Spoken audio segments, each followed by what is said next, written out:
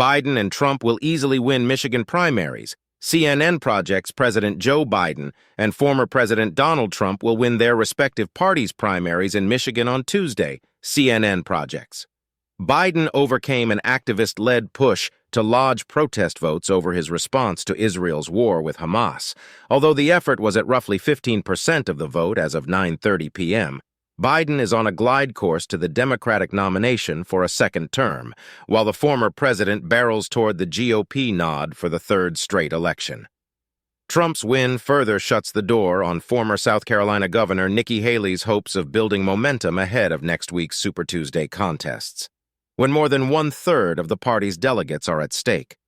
While Biden easily won the Democratic race, the results carried some warning signs for the president. He faced organized resistance led by Arab and Muslim Americans, as anger over the administration's handling of Israel's war in Gaza sparked a campaign to convince Democratic voters to cast protest ballots for the effort, called Listen to Michigan, was endorsed by Michigan Rep. Rashida Tlaib and former Rep. Andy Levin, and backed by progressive groups such as Our Revolution. The organization spun out of Vermont Senator Bernie Sanders' 2016 presidential bid. Sanders had no part in that decision, according to a spokesperson, and is supporting Biden. Even as the votes were still being counted Tuesday night, organizers of the Michigan group deemed their campaign a success. "We demand President Biden to take action now, bring a permanent ceasefire," said Layla Elabed, the campaign manager for the group. "A vote uncommitted was a humanitarian vote." She said the effort was just beginning, with plans to keep pressure on the president alive in the 8 months until the November election. The Michigan primary was moved up near the front of the Democratic presidential nominating calendar this year. With Biden's encouragement, party officials demoted Iowa and New Hampshire from their traditional spots on the calendar in hopes of building a more diverse lineup of early voting states, which typically command attention and winnow the party's field of contenders. Michigan is also among the most important presidential swing states, and one that helped deliver Trump the White House in 2016 after a nearly 11,000 vote win there. Biden defeated Trump in Michigan by about 150,000 votes 4 years later. Activists sought to send Biden a message about the political costs of his support for Israel in a must-win state. Dearborn, in particular, is home to one of the largest Arab American communities in the United States. In 2020, nearly 146,000 Muslim Americans voted in the general election in Michigan, according to an analysis by MGAJ, a group working to grow Muslim Americans' political power. "This is not an anti-Biden campaign," Elabed, Palestinian American, recently told CNN.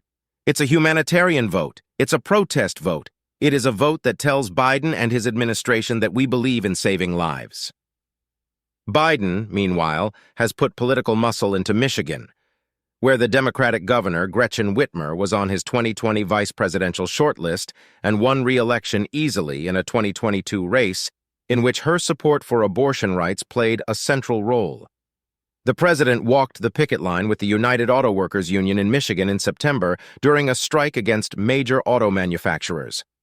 "You deserve what you've earned, and you've earned a hell of a lot more than you're getting paid," he said then. The UAW endorsed Biden in January. Trump inches closer to third straight nomination. The Michigan GOP primary was the first of 2 contests this week that will award the state's 2024 presidential delegates. Trump is favored to rack up more delegates Saturday when the Michigan GOP gathers for a convention. The split contests to award delegates are the result of Republicans' reaction to Democrats' decision to shake up their party's presidential nominating calendar after the 2020 election, demoting Iowa and New Hampshire, moving South Carolina and Nevada to the forefront, and placing Michigan third in the new lineup. Michigan Republicans opposed the earlier state primary as it violated Republican National Committee rules limiting which states can hold contests before March 1st. After Democrats, who control the state legislature and the governor's office, moved the Michigan primary to February 27th despite the Republican opposition, the RNC and Michigan GOP came up with the hybrid model. As a result, 16 of Michigan's 55 delegates were at stake in Tuesday's primary and will be awarded proportionally based on the result. The other 39 will be awarded at Saturday's convention, 3 to the preferred candidate of the delegation from each of the state's 13 congressional districts.